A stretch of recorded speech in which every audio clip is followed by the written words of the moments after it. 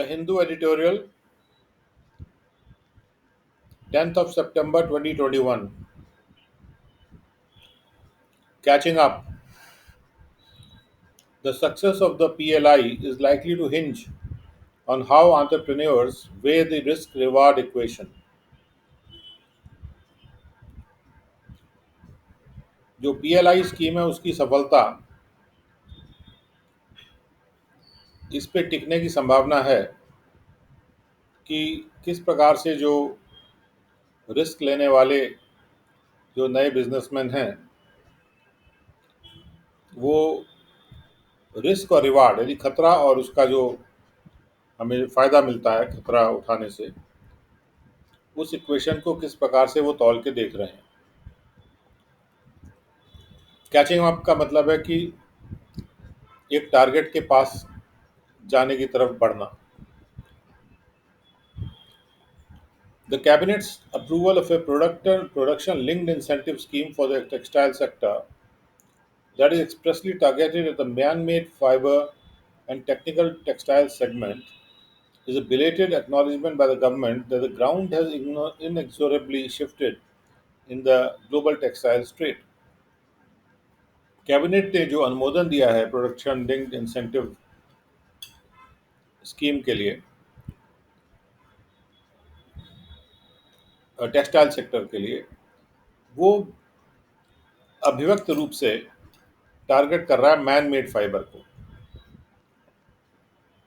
और technical textiles वाले segment को। और ये बड़ा देर से ये स्वीकृति आई है भारत सरकार के द्वारा कि जो टेक्सटाइल सेक्टर की जो ज़मीन है वो बिना पीछे आने वाली सिचुएशन में आ गई है और वो शिफ्ट करती जा रही है ग्लोबल टेक्सटाइल ट्रेड की ओर। सॉरी, ग्लोबल यानी विश्व में जो टेक्सटाइल का ट्रेड हो रहा है उसमें जो धरती जो है शिफ्ट हो गई है। कहने का मतलब ये हुआ कि मैन मेड फाइबर जो एक होता है नेचुरल फाइबर, एक होता है मैन मेड फाइबर, यानी कि वो रेशा जो कि आदमी के द्वारा बनाया जा रहा है और जो टेक्निक यूज़ करके जो रेशे बनाए जा रहे हैं उन रेशों की तरफ ये ग्राउंड अब मूव कर गया है। नेचुरल फाइबर से अलग होकर मैन मेड की तरफ चला गया है। A relentless shift in consumer preferences and fashion trends saw MMF surpass cotton as the fiber of choice in the 1990s, since vaulting its share in worldwide trade textile consumption to about 75%. Consumer के यानी उपभोक्ता के जो जो उपभोक्ता पक्ष लेता है, प्रेफरेंस लेता है, उसमें एक ना पीछे हटने वाला, ना रुकने वाला एक शिफ्ट आ गई है फैशन ट्रेंड्स में और कंज्यूमर के प्रेफरेंसेस में। और इस शिफ्ट ने देखा है कि जो मैन मेड फाइबर है वो कॉटन के पार निकल गया है फाइबर ऑफ चॉइस के रूप में 1990s में ही। और तब से वो अपना शेयर बढ़ाता जा रहा है, उछालता जा रहा है दुनिया के टेक्सटाइल कंजम्पशन में और करीब करीब 75% पे पहुंच गया है। यानी 25% अब कॉटन का शेयर है और 75% मैन मेड फाइबर का शेयर है। India's textile and clothing exports, on the other hand, have continued to remain dominated by cotton and other natural fiber based products, with MMF having contributed less than 30% of the country's $35.6 billion in overall sectoral exports in 2017-18। Bharat का जो textile और clothing exports हैं दूसरी ओर वो उनको dominate किया जा रहा है या डोमिनेट हो रहे हैं वो कॉटन के द्वारा, कपास के द्वारा और दूसरे प्राकृतिक रेशों से जो प्रोडक्ट्स बनते हैं उनके द्वारा, जिसमें एमएमएफ जो है वो उसका कंट्रीब्यूशन 30% से भी कम योगदान रहा है भारत के $35.6 बिलियन के कुल मिला के जो इस सेक्टर के जो एक्सपोर्ट्स हैं 2017-18 में उनका। And MMF share remained relatively unchanged in the last fiscal as well, when the sectoral exports were about 33 billion. और पिछले फाइनेंशियल ईयर में जब सेक्टोरल एक्सपोर्ट्स यानी टेक्सटाइल सेक्टर के जो एक्सपोर्ट्स हैं ये 33 बिलियन डॉलर हो गए थे, कम हो गए थे, तब भी एमएमएफ का शेयर जो है वो करीब करीब उतना ही बना रहा है दूसरे के मुकाबले में. While policymakers have been cognizant of the need to bolster support for the MMF segment, the task of crafting a meaningful initiative that would engender enhanced investment in capacity creation, leading to increased exports, has been a while in coming. जबकि नीति बनाने वाले इस बात के को जानते हैं और समझते हैं कि एमएमएफ सेगमेंट को का जो सपोर्ट है उसको बढ़ाना की ज़रूरत है, लेकिन जो काम है कि एक समझ में आने वाली पहल को बनाएं हम, जो कि और ज़्यादा कैपेसिटी क्रिएशन में निवेश को बढ़ाएगी, निवेश के बढ़ाने को और ज़्यादा क्रिएट करेगी, पैदा करेगी, जिससे कि हमारे एक्सपोर्ट्स बढ़ेंगे. Has been a while in coming, वो अभी धीरे धीरे आ रहा है, कुछ समय से अभी आ रहा है, मतलब आया नहीं है अभी. Wednesday's decision on the focused PLI scheme with a budgeted outlay of 10,683 crores is the second time in 11 months that the cabinet has approved what is broadly the same plan, with the government using the intervening period to incorporate amendments to the incentive structure based on industry feedback. बुधवार का जो निर्णय लिया गया है focused PLI scheme के ऊपर, जिसमें बजट आउटले 10,683 करोड़ का है, ये दूसरी बार किया गया है पिछले 11 महीनों में कि जब कैबिनेट ने अनुमोदन दिया है उसी प्लान को जो कि 11 महीने पहले किया गया था, जिसमें जो बीच का पीरियड है उसमें सरकार अमेंडमेंट्स लाती जा रही है, अमेंडमेंट शामिल करती जा रही है, बदलाव शामिल करती जा रही है. जो इंसेंटिव का स्ट्रक्चर है, जो फ़ायदों का स्ट्रक्चर है इंडस्ट्री को देने के लिए, जो इंडस्ट्री से फीडबैक लेके उसके आधार पे जो इंसेंटिव स्ट्रक्चर में सरकार अमेंडमेंट लाती रही है बीच के पीरियड में. The aim of the scheme is to specifically focus investment attention on 40 MMF apparel product lines, 14 MMF fabric lines, and 10 segments of products of technical textiles. इस स्कीम का उद्देश्य ये है,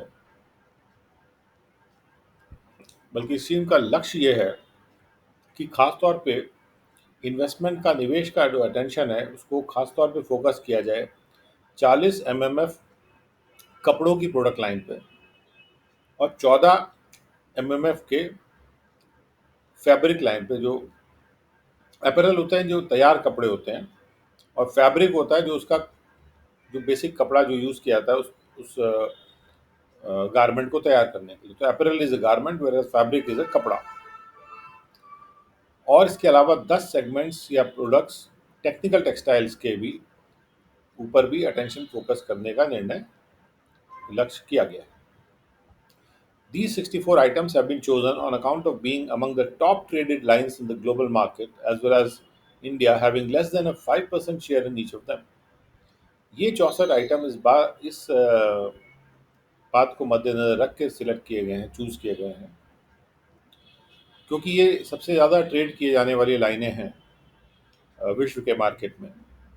और इस बात को भी मद्देनजर रखा गया है कि भारत का जो शेयर है वो 5% से कम है इन सभी लाइनों में, इन 64 लाइनों में. यानी जहाँ पे भारत का शेयर कम है उसको बढ़ाने की कोशिश की जाएगी. The inclusion of intermediate products at industry's request also reflects the government's keenness to ensure the scheme ultimately delivers on the broader policy objectives. जो बीच के प्रोडक्ट्स होते हैं, फाइनल प्रोडक्ट्स जो पहले बनते हैं, उनको भी इसमें शामिल किया गया है उद्योग के रिक्वेस्ट पे. तो ये इस बात को रिफ्लेक्ट करता है कि सरकार बहुत कीन है, सरकार फोकस्ड है ये सुनिश्चित करने के लिए कि जो स्कीम है अल्टीमेटली अपने जो पॉलिसी ऑब्जेक्टिव्स हैं, यानी कि नीतिगत उनके जो उद्देश्य हैं ब्रॉडर, यानी कुल मिला के उनको डिलीवर करे. The incentives have been categorized into two investment levels. जो फायदे देने की बात हो रही है वो उनको वर्गीकृत किया गया दो निवेश के लेवल्स पे. Firms investing at least 300 crore into plant and machinery over 2 years for making a specified product would need to hit a minimum turnover of 600 crore before becoming eligible to receive the incentive over a 5 year period. जो firms 300 crore कम से कम invest कर रही हैं plant and machinery में 2 साल के period में एक खास प्रोडक्ट को बनाने के लिए, उनको ये ज़रूरी हो जाएगा कि वो कम से कम टर्नओवर 600 करोड़ का बनाएं, इसके पहले कि वो एलिजिबल हो जाएंगी, वो पात्र हो जाएंगी इंसेंटिव को प्राप्त करने के लिए एक 5 साल के पीरियड के द्वारा. And at a second level, और दूसरे स्तर पे, an investment of 100 crore with a preset minimum turnover of 200 crore would enable qualification for the incentive. दूसरे स्तर पे अगर कोई 100 करोड़ का इन्वेस्टमेंट करता है और एक मिनिमम टर्नओवर 200 करोड़ का प्राप्त कर लेता है जो कि पहले से सेट है, वो एनेबल कर देगा कि वो अर्हता प्राप्त कर लेंगे उस इंसेंटिव के लिए, या पात्रता प्राप्त कर लेंगे. एलिजिबिलिटी मीन्स अर्हता, क्वालिफिकेशन मीन्स पात्रता. On the face of it, the scheme appears design with a fair deal of thought. सामने से अगर देखा जाए, या प्राइमा फेसी इसको कई बार शब्द यूज किया जाता है, स्कीम के फेस पे अगर देखा जाए तो ऐसा प्रतीत होता है कि ये काफ़ी ज़्यादा सोच समझ के डिज़ाइन की गई है. But it's operational success is likely to hinge on how new entrepreneurs and existing companies weigh the risk reward equation. लेकिन ऑपरेशन लेवल पे ये सफल होगी कि नहीं होगी, ये इस बात पे बात संभावना इसकी टिकेगी कि जो नए एंटरप्रेन्योर्स हैं या नए बिजनेसमैन हैं, या जो पहले वाली कंपनियां हैं, एग्जिस्टिंग मौजूदा कंपनियां, वो रिस्क और रिवार्ड की इक्वेशन को कैसे तौल के देखते हैं, यानी खतरे और फायदे की इक्वेशन को कैसे तौल के देखते हैं. क्योंकि कंपनियां सोचती हैं कम से कम खतरे में ज़्यादा से ज़्यादा फायदा हो. Especially at a time when the pandemic spurred uncertainty has already made private businesses leery of making fresh capital expenditure. खास तौर पे एक ऐसे समय में जब पैंडेमिक के द्वारा, महामारी के द्वारा जो उठा दी गई है अनिश्चितता, उसने पहले ही प्राइवेट बिजनेस को डरा दिया है फ्रेश कैपिटल एक्सपेंडिचर करने से.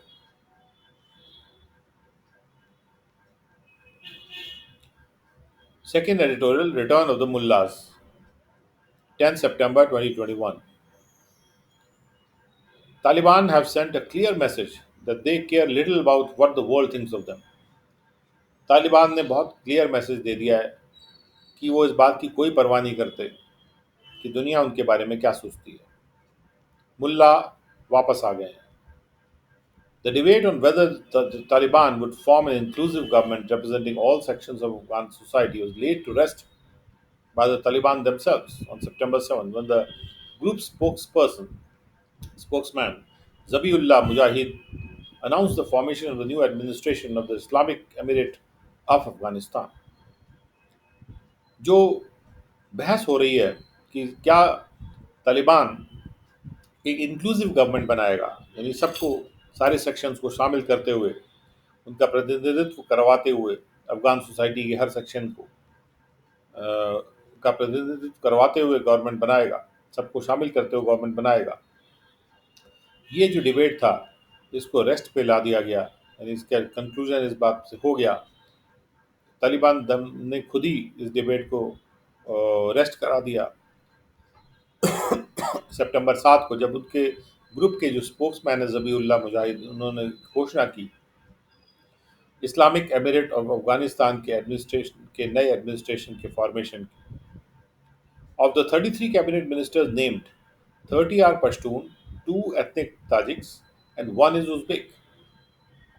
जो 33 कैबिनेट मिनिस्टर बनाए गए हैं उनमें से 30 जो है वो पश्तून हैं, 2 एथनिक तजिक हैं, यानी जो तजिकिस्तान को बिलोंग करते हैं, एंड 1 इज उज़्बेक, और एक उज़्बेक का है, या उज़्बेकिस्तान के क्षेत्र का है. The Taliban are predominantly Pashtun. Taliban ज़्यादातर पश्तूनी होते हैं. who make up some 40% of Afghanistan's ethnically diverse population of 40 million. तो ये जो पश्तून तालिबान है, ये 40% है अफगानिस्तान के, जो अगर एथनिकली देखा जाए यानी रेस के हिसाब से देखा जाए कि वहाँ की पॉपुलेशन काफ़ी विविधता लिए हुए है 40 मिलियन की, उसमें से 40% करीब करीब पश्तून है. Women and the Hazara Shia minority both faced targeted harassment and discrimination when the Taliban were in power in the 1990s, were excluded completely. Women और हज़ारा शिया माइनॉर जो हज़ारा शिया माइनॉरिटी है, जो कि जिन दोनों ने हैरेसमेंट को, टारगेटेड हैरेसमेंट यानी जो कि टारगेट बना के, लक्ष्य बना के जो हैरेस किया गया था, उसको फेस किया था, उसका सामना किया था. और उन्होंने डिस्क्रिमिनेशन का भी सामना किया था. डिस्क्रिमिनेशन में जब एक ग्रुप को दूसरे ग्रुप के मुकाबले में ज़्यादा पक्ष लिया जाता है. जब तालिबान पावर में थे 1990s में, इनको पूरी तरह से बाहर रखा गया कैबिनेट से. 17 ministers are on the UN sanctions blacklist for terrorists, including the head of the government, Mullah Hassan Akhund, and Sirajuddin Haqqani, the head of the Haqqani network. 17 ministers UN के जो सैंक्शंस होते हैं, यानी कि जो UN के द्वारा रोक लगाई जाती हैं, उसकी ब्लैक लिस्ट पर है, टेररिस्ट की, आतंकवादियों की ब्लैक लिस्ट पे हैं, जिसमें शामिल हैं उनके सरकार के हेड मुल्ला हसन अखून और हक्कानी नेटवर्क के head Sirajuddin Haqqani. Mullah Hibatullah Akhundzada, the Taliban's reclusive emir, will be the Emir al-Momineen, commander of the faithful, a title Mullah Omar had assumed in the 1990s. मुल्ला हिबातुल्लाह अखुंडज़ादा, जो कि तालिबान के रिक्लूसिव, वो होता है जो मेन सोसाइटी में नहीं रहता, थोड़ा अलग रहता है, जैसे जो पहले जंगलों में चले आते थे, अब मतलब सोसाइटी से जो अलग रहता है, जो सबके सामने नहीं आता, जो छुपा रहता है. तो तालिबान के रिक्लूसिव अमीर हैं हिबातुल्लाह अखुंडज़ादा. ये अमीरुल मोमिनीन कहे जाएंगे, यानी कमांडर ऑफ द फेथफुल, यानी मुस्लिम फेथ के जो कमांडर अफगानिस्तान में. एक ऐसा टाइटल जो मुल्ला उमर ने अपने लिए अज्यूम कर लिया था इन 1990s में. With the cabinet portfolios allocated to the Taliban's core and the Haqqanis, and introducing a system that resembles the previous Islamic emirate, known for its disregard for basic human rights. The Taliban have sent a clear message that they care little about what the world thinks about them. जो cabinet के portfolio चूंकि allocate कर दिए गए हैं तालिबान के जो central लोगों को, केंद्रीय लोगों को और हक्कानियों को,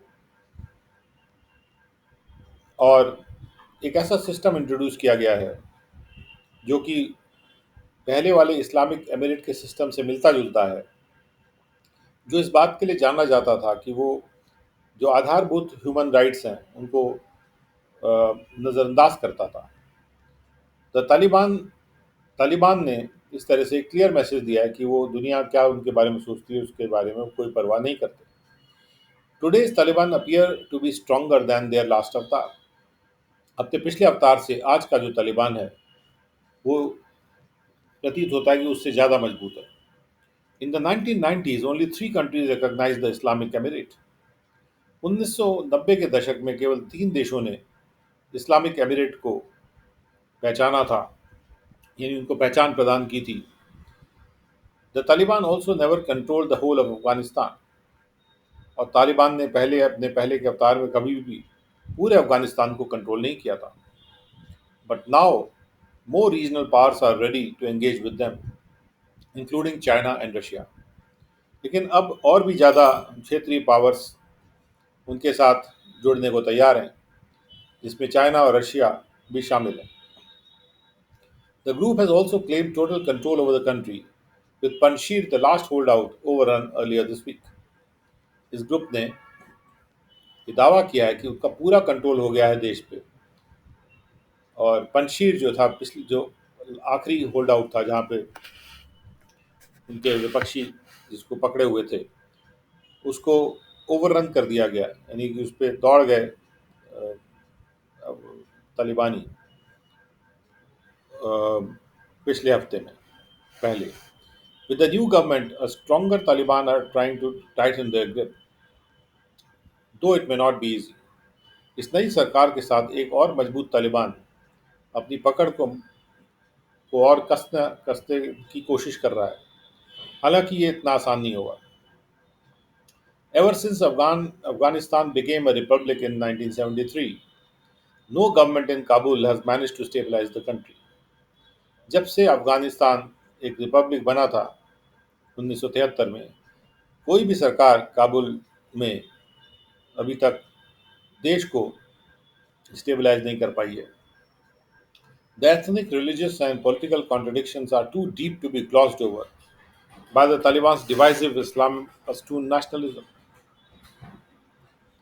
जो एथनिक कॉन्ट्रडिक्शंस हैं, विपरीतात्मकताएं हैं, जो धार्मिक कॉन्ट्रडिक्शंस हैं, पॉलिटिकल कॉन्ट्रडिक्शंस हैं, वो इतने गहरे हैं कि उनको देख के निकला नहीं जा सकता, ऊपर से छू के निकला नहीं जा सकता तालिबान के डिवाइसिव, यानी जो विभाजित करने वाली इस्लामिस्ट पश्तून नेशनलिज्म के द्वारा. यानी इन कॉन्ट्रडिक्शंस को छू के नहीं निकल सकते हैं, केवल उनको ध्यान देना पड़ेगा उन पे. इन पंशीर द रिबेल्स में have withdrawn to the mountains like the Taliban did in 2001, but they could regroup and hit back like the Taliban did after 2005.